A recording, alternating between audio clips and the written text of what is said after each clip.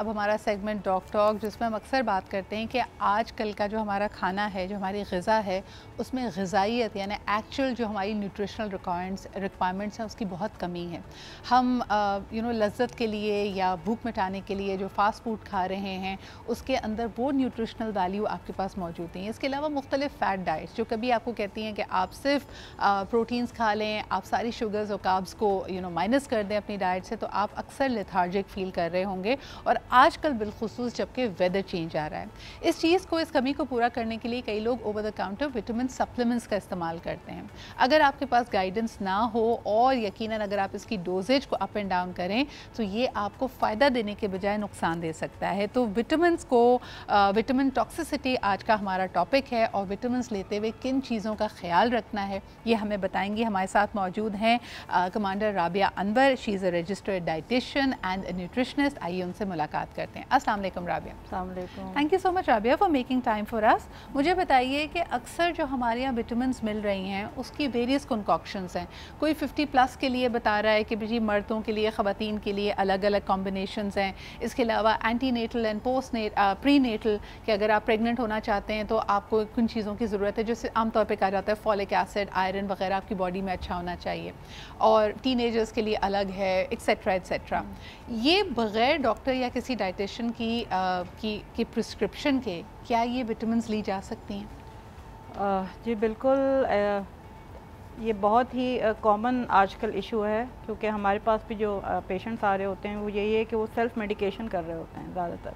तो ये जिनको तो ज़रूरत है उनको तो डॉक्टर्स डेफिनेटली और हम भी रिकमेंड करते हैं, लेकिन for some period of time हम रिकमेंड करते हैं, लेकिन विदाउट प्रिस्क्रिप्शन इनको लेना उल्टा नुकसान हो सकता है। ठीक है। अच्छा, इनमें से कई विटामिन, जैसे अगर आप विटामिन सी की बात करें एक्सेट्रा, तो वो वाटर सॉल्युबल होती है, और दूसरी कुछ others which are not water soluble, for example the B complex and the others, जिसके लिए आप कहते हैं कि साथ में ओमेगा 3 आपका होना चाहिए। इसकी कुछ डिस्टिंक्शन करेंगी कि हमारे नाज़रीन को पता हो कि और इनको इन विटामिन को लेने के औकात, टाइमिंग्स क्या हो सकती हैं? खाली पेट लेना है, सुबह सवेरे लेना है, रात को सोते हुए लेना है? People make a lot of mistakes there. जी बिल्कुल। अच्छा, पहले हम स्टार्ट करते हैं कि दो तरह के विटामिन्स हैं। वाटर सॉल्युबल विटामिन्स हैं जिसमें बी ग्रुप सारा है, विटामिन सी है, they are water soluble vitamins. ठीक है। एक ज़माने में समझा जाता था कि बॉडी जितना ये रक्त देती है बाकी एक्सक्रीट कर देती है बॉडी में, मतलब आपके जिस्म से निकल जाता है, लेकिन ऐसा नहीं है। अगर आप इसकी ओवर डोज लेंगे और लॉन्गर पीरियड ऑफ टाइम में लेंगे तो ये आपको इसके एडवर्स इफ़ेक्ट्स होते हैं। फॉर एग्जांपल विटामिन सी, जो कि हम बहुत इम्यूनिटी बूस्टिंग के लिए लोग समझते हैं कि जी हम ये यूजुअली लेते रहें, तो इसके अगर आप ज़्यादा लेंगे तो उसमें आपके नाउजियाटिक, पेट में दर्द हो जाएगा, इस तरह के इफ़ेक्ट्स हो सकते हैं। प्लस आपको फिटीग एक होता है, बहुत ज़्यादा फिटीग, वो ओवर डोजेज जो विटामिन सी से हो सकता है। अब क्या होता है कि इसी तरह से बी कॉम्प्लेक्स है। बी कॉम्प्लेक्स में B12 बहुत कॉमन है आजकल ख़वातीन में कि जी और कुछ नहीं तो B12 ले लें या उसके इंजेक्शन्स लगवा लें या फिर उसके सप्लीमेंट्स।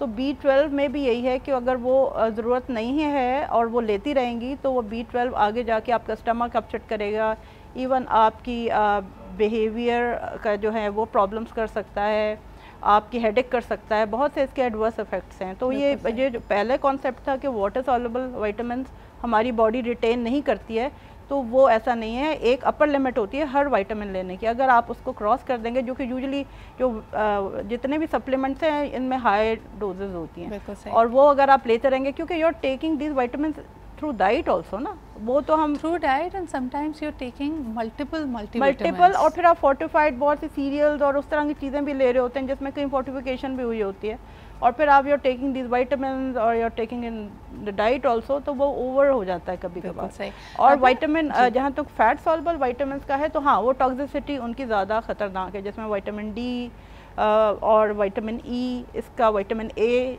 इनके जो है ना ज़्यादा मुज़र। वेरी इंटरेस्टिंगली कुछ अभी बिल्कुल इनिशियल स्टेजेस पे स्टडीज़ हैं। राबिया ने बिल्कुल एक बड़ी अहम तरफ हमें इशारा दिया है कि अगर आप विटामिन टॉक्सिसिटी की तरफ जाते हैं, now researchers are trying to find out कि क्या इसका कोई कनेक्शन मुज़र बीमारियों के साथ भी है। मिसाल के तौर पे अगर आपकी बॉडी में विटामिन टॉक्सिसिटी है, वो कुछ केसेस में कैंसर ग्रोथ को भी प्रमोट करती है। So that's why you need to be careful.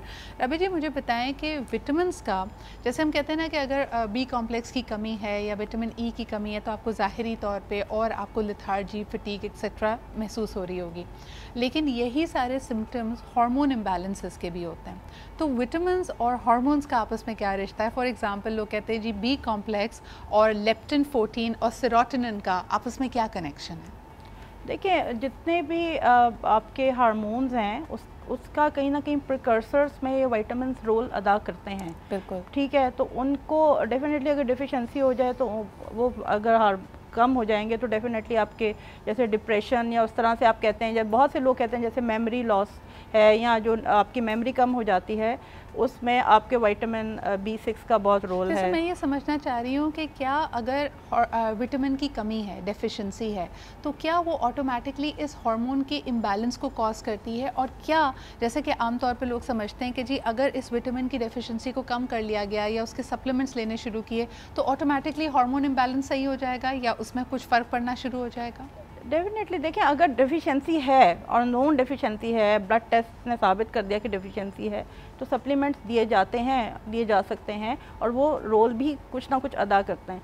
लेकिन ये कहना कि जी ये बिल्कुल ठीक कर देंगे, वो चीज़ नहीं है। किसी चीज़ की ट्रीटमेंट उस सच नहीं हो सकती। और हार्मोन्स का क्या रोल होता है इन विटामिन अब्जॉर्प्शन? यानी मिसाल के तौर पे अगर मेरे सेरोटोनिन लेवल्स बहुत ख़राब हैं जिसकी वजह से मैं फटीग फील कर रही हूँ, मुझे नींद नहीं आ रही है, मुझे एनजाइटी है, तो क्या बी कॉम्प्लेक्स लेने से मेरा सेरोटोनिन उसको मैनेज करेगा, बॉडी में ज़्यादा बेहतर एब्जॉर्ब करने लगेगा? नहीं, ऐसा कुछ नहीं, ऐसा कुछ नहीं होता। So what is safe to say कि अगर किसी को हार्मोन इम्बैलेंसेस हैं तो उसकी अलग दवाइयाँ होती हैं, vitamins have no role in that? बिल्कुल, उसके अलग आप उसके फार्माकोलॉजिकल अलग हैं, वो फिर आपको डॉक्टर के पास जाकर वही आपको बताएंगे। ठीक है, तो मतलब खुद से उसको ट्रीट करना जो है ना वो बिल्कुल भी अक्लमंदी नहीं है। सही।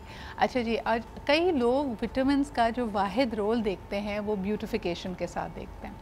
जैसे आपने विटामिन सी का यहाँ पे जिक्र किया, लोगों को लगता है जी क्लियर स्किन अगर चाहिए, हाइपर पिगमेंटेशन हो गई है उसको ख़त्म करना है, रंग गोरा करना है तो विटामिन सी ले लो।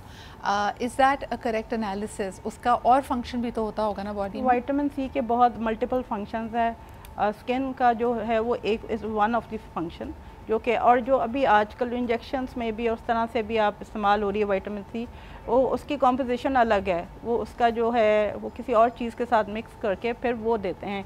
प्योर विटामिन सी से लेने से कोई आपको एज सच इम्पैक्ट नहीं आएगा, कोई आपका रंग गोरा नहीं हो जाएगा। ना ये रिसर्चर्स ने साबित किया है कि जितने भी मल्टी विटामिन आप लेते रहें, लेकिन अगर इसको डिजीज़ प्रिवेंशन में देखें, कैंसर प्रिवेंशन में देखें तो कोई ख़ास कोई ऐसा रोल नहीं है। आप नेचुरल फॉर्म में जो डाइट में लेते हैं विटामिन और मिनरल्स, डेफिनेटली उनका इम्पैक्ट है, लेकिन not in the form of supplements, क्योंकि जब नेचुरल ये फॉर्म में होती हैं विटामिन्स तो इनके साथ कुछ ना कुछ और भी जो है ना इस तरह की कॉम्बिनेशन बनाया हुआ अल्लाह मियां ने कि वो आपकी एब्जॉर्प्शन भी बेहतर होती है आपकी बॉडी में और वो आपको टॉक्सिसिटी भी नहीं करती हैं। लेकिन जब ये सप्लीमेंट और आइसोलेटेड फॉर्म में आप लेते हैं तो डेफिनेटली वो प्योर होती हैं। और इसका स्टेबिलिटी से भी बड़ा ताल्लुक होगा, जिस तरह कोई भी चीज़ अगर केमिकली आइसोलेटेड है, प्रोड्यूस्ड है, वो कैसे प्रिजर्व हो रही है, उसकी बॉडी में एब्जॉर्प्शन कैसी है। एक सवाल जो रह गया था राबिया जी, विटामिन लेने का, बिलखुसूस मल्टीविटामिन लेने का सही वक्त क्या है? क्या इसको ब्रेकफास्ट के साथ लिया जाए,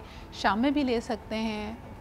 ऑप्टिमल एब्जॉर्प्शन के लिए ऑप्टिमल एब्जॉर्प्शन ये है कि विद मील्स लिया जाए और ब्रेकफास्ट के साथ लिया जाए तो बहुत अच्छा है। लेकिन डेफिनेटली अगर आयरन फॉर एग्जांपल सप्लीमेंट्स हैं, अगर आयरन भी उसमें है तो फिर उसको अगर आप दूध भी ले रहे हैं सुबह कैल्शियम की शक्ल में, तो आयरन कैल्शियम का इंटरेक्शन होता है, तो दूध के साथ लेना आयरन, खाली प्योर अगर आयरन सप्लीमेंट लेना है तो डैट इज़ नॉट एडवाइज्ड। तो इसलिए जब भी आप सप्लीमेंट्स कोई से भी लेना है, हमेशा अपनी डाइटिशियन या डॉक्टर से आप पहले पूछ लें कि इसका टाइमिंग, क्योंकि हर उसका टाइमिंग अलग होता है। बी कॉम्प्लेक्स का डेफिनेटली ज़रूरी नहीं है कि आप उस मील्स के साथ लें, क्योंकि उसमें फ़ैट सॉल्युबल नहीं, वो वाटर सॉल्युबल है।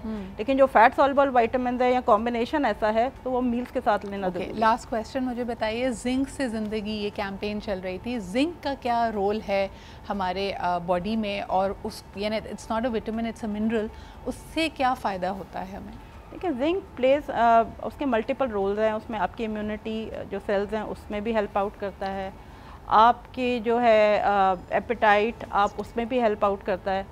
लेकिन जिंक को लेने से आपको नुकसान हो सकता है। ठीक है, तो वो मल्टीपल अगर आप खाली प्योर जिंक लेना शुरू कर देंगे तो वो भी आपके लिए जो है ना बिल्कुल सही। तो यानी हर चीज़ तवाज़ुन में अच्छी होती है। मोस्ट इम्पॉर्टेंटली कोई भी विटामिन किसी भी चीज़ को लॉन्ग टर्म यूज़ करने से पहले अपने मॉलेज अपने डॉक्टर से मशवरा ज़रूर करें। बहुत शुक्रिया राबिया जी हमारे साथ मौजूद होने के लिए।